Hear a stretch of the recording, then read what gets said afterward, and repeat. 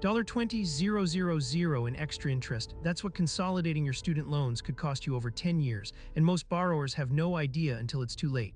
Here's the trap: consolidation gets pitched as relief. Lower monthly payments, one loan instead of 5. But federal student aid data shows consolidating stretches your repayment from 10 years to 20 or 25, meaning thousands more in interest on the exact same borrowed amount.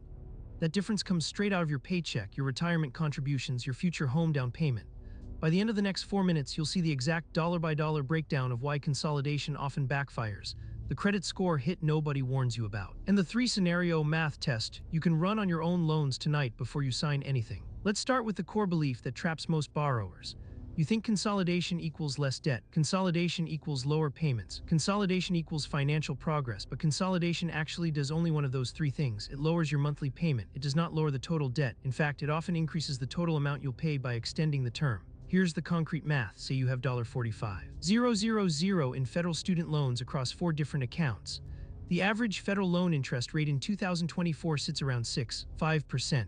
On a standard 10-year repayment plan, you'd pay roughly $540 per month and total interest of about $9,800 over the life of the loan. Now you consolidate. The new consolidated loan rate is 5%, same rate, but you extend the term to 25 years to lower your monthly payment. New payment, $223 per month. Sounds great, but total interest paid, now you're looking at roughly $21,400, that's $11,600 more in interest on the exact same $45,000 borrowed. You didn't reduce the debt. You redistributed it across time and paid interest for that time extension. That's the belief gap right there. Consolidation feels like progress because the monthly payment dropped by $317, but you're actually paying an extra $11,600 in total interest. The Consumer Financial Protection Bureau has flagged this exact scenario in their research. Borrowers focus on the monthly number and miss the lifetime cost. Now here's where it gets worse. Federal student aid data shows that consolidation also resets your credit profile. You're closing existing loan accounts and opening a new one. That can temporarily lower your credit score by 10 to 50 points because your credit mix changes and your average account age drops. That lower score can cost you higher interest rates on mortgages, car loans, or credit cards for months or even years after consolidation. So the real cost of consolidation isn't just the $5,000 to $10,000 in extra interest. It's also the credit score impact that ripples into other borrowing.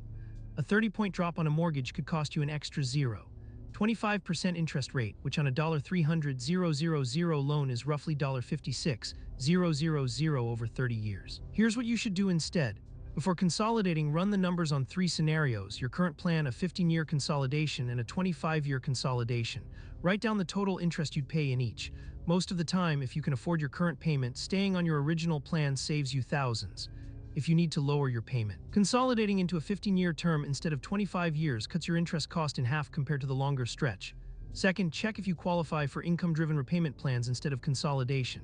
These adjust your payment based on your salary without extending your loan term or hitting your credit score.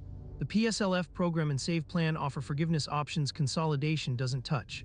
Third, if you consolidate, do it intentionally. Know your numbers, know your deadline.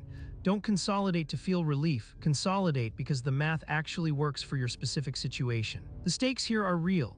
Ignoring the math on consolidation locks you into a longer repayment period, costs you thousands in extra interest, and can lower your credit score when you need it most. Knowledge compounds. Run the numbers before you consolidate. For the full breakdown and a consolidation calculator you can use on your own loans, check my book, The Latte Math. The link is in the description.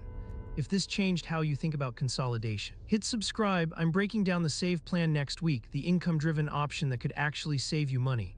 Ring the bell so you don't miss it. What's your biggest takeaway here? Comment below.